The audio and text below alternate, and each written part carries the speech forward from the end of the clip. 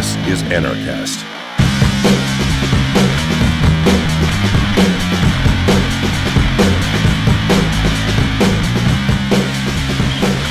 Hey everybody, welcome to another edition of Anarchast, your home for anarchy on the internet.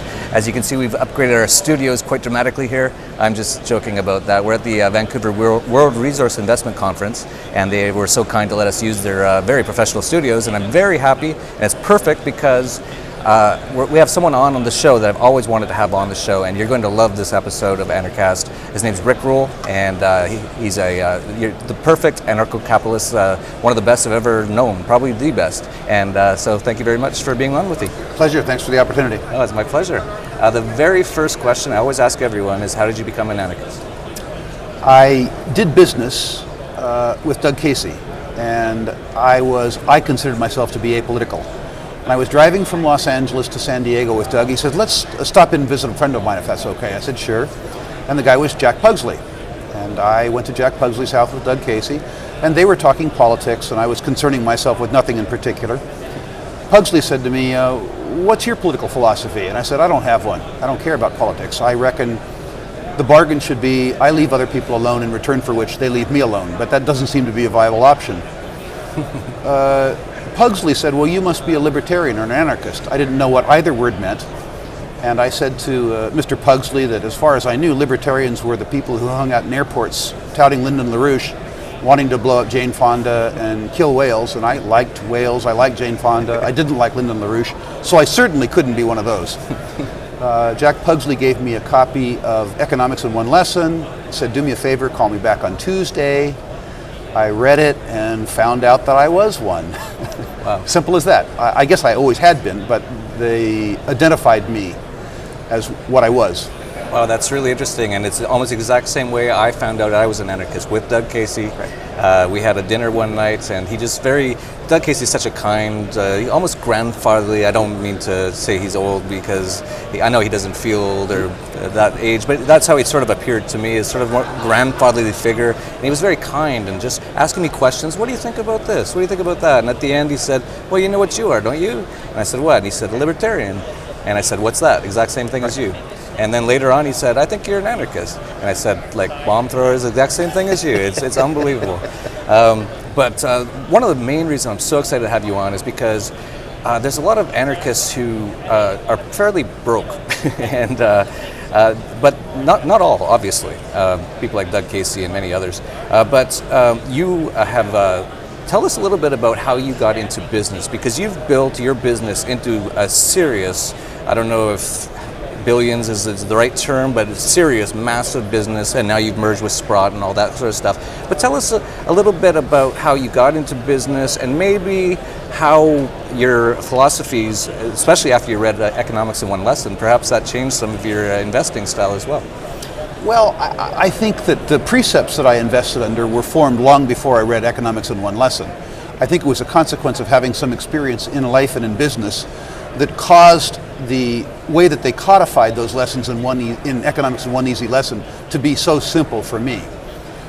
I suspect that real anarchists should be very good at business, in the sense that an anarchist doesn't believe that anybody else owes you anything, and that your lot in life, your financial life, is a consequence of delivering utility to other people. And I think I've always believed that. I know for sure that all of my worst wounds have been self-inflicted.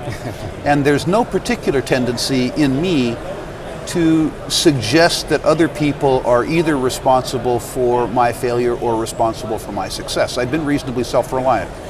And I think it's wonderful if you can rely on other people voluntarily and they come through for you, but I don't think that that's a really good strategy in terms of plotting your future. In terms of my career, it's been reasonably simple, with the exception of the beginning of my career, which was somewhat colorful. Which I'd like to hear a little bit about, if you don't mind. We'll go there after. Okay.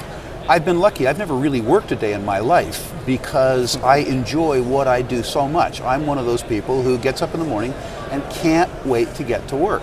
I certainly like taking vacations with my wife because I enjoy spending time with her, but I'm also very happy to get back to work because I like what I do so much. The colorful part of the career you've heard about in Vancouver. had to put myself through university here. I'm American. I came up here to go through school. I had to put myself through university, and the only transferable skills I had were as a consequence of boxing for 10 years as a kid. So I became a bouncer in a bar up here. And as a consequence of being a bouncer, I came to own a bar up here. And the bar that I owned up here was very, very, very popular with the financial community. So I learned the unvarnished truth about the Vancouver Stock Exchange by pouring whiskey for the guys who really ran the firms that ran the Vancouver Stock Exchange and asking them questions in weakened moments and getting the true unvarnished state of affairs was very useful, both in terms of building capital, because selling whiskey for $1.50 in those days that cost you 25 cents is a reasonably good business, but also in terms of the business experience I got from asking questions to people who were compromised. Absolutely, and that's one thing a lot of younger people, I try to relate to them. I've learned much similar to you. You just have to go out there and do it and be around the people in whatever industry that you want to be around. And that must have been very interesting being around those people at Vancouver Stock Exchange in those days, Murray Pesum, I'm sure. And absolutely. What would you tell someone, a younger person, anarchist, about making money in the world? Like you've already touched on some topics, maybe you can give a bit more advice. You get rich generating utility. That's how you do it. You get some of the surplus that you create for somebody else. If you do something that you love, you can't help but generate utility. You have to be clever about getting your share of the utility. People won't give you what is yours if you don't ask for it. The other thing is that instinctively, rich people like money more than poor people. So rich people are much more likely to share the utility that you generate for them than poor people are. The surest way to get rich is to make rich people richer, because rich people value the money and rich people are much more likely to share the value of the utility that you created, because they know that incentivizing you is the only way to keep the value creation chain occurring. Making rich people richer is what has been responsible for my fortune and Eric Sprott's fortune. That's incredible. I've never heard it explained that way, and that's really interesting. We don't have a lot of time here, so one of the things I want to ask you, because you spend a lot of time obviously talking about business and resource investment and constantly, I'm sure. What's your thoughts, and I haven't heard you talk a lot about this sort of stuff, so obviously you keep your philosophical ideas fairly separate from your business. I haven't heard you go up and talk about resource stocks and say, and by the way, I'm an anarchist or anything like that. What's your thoughts on liberty, freedom in the world today? Do you see any hope that we can have less government, more freedom, more prosperity through true capitalism, through true voluntary transactions? I think probably in your lifetime, probably not in mine. One of the things that occurs to me is that there are a group of libertarians and anarchists, myself among them, who have made, relative to what we need, a lot of money.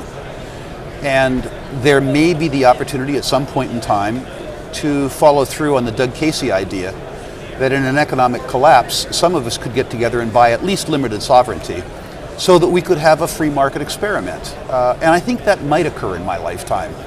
And if it did occur in my lifetime, it would probably consume most of my economic surplus. It's certainly an experiment that I would love to participate in if I had the opportunity to. I do believe that the world is getting more diffuse and more diverse. And my suspicion is that in your lifetime, it will be possible to have a voluntary experiment in voluntary cooperation. Increasingly, it's less important where you live than who you live with and who you communicate with. The whole Doug Casey idea of files, I think, is something that has real legs. It's unfortunate that at age 60, I think it has better legs than I do. So I have more hope for your generation than for mine. That's really interesting. Of course, Doug Casey has started La Estancia de Cafajate, and he's trying to bring people down there. We've just started Galt's Gulch in Chile, doing this very similar type of thing. People are tending to gravitate, and thanks to the internet, thanks to airplane travel, it's so much easier to go to these places, much easier than it would have been 40 or 50 years ago. I think there's a lot of hope, and I hope that you're not correct, and I hope you are around to see a much freer world. And of course there's places like the free cities they're trying to do in Honduras. I'm not sure if you've heard of that at all. So there is people trying to do these things all the time, and things are changing fast. So No, it's very, very interesting. I wish we had more time, and maybe in a year or so we can have you back on. At some point in time, I'd be delighted to be a guest. Okay, thank you very much. So that's another edition of Anarchast, your home for anarchy on the internet. Peace, love, and anarchy.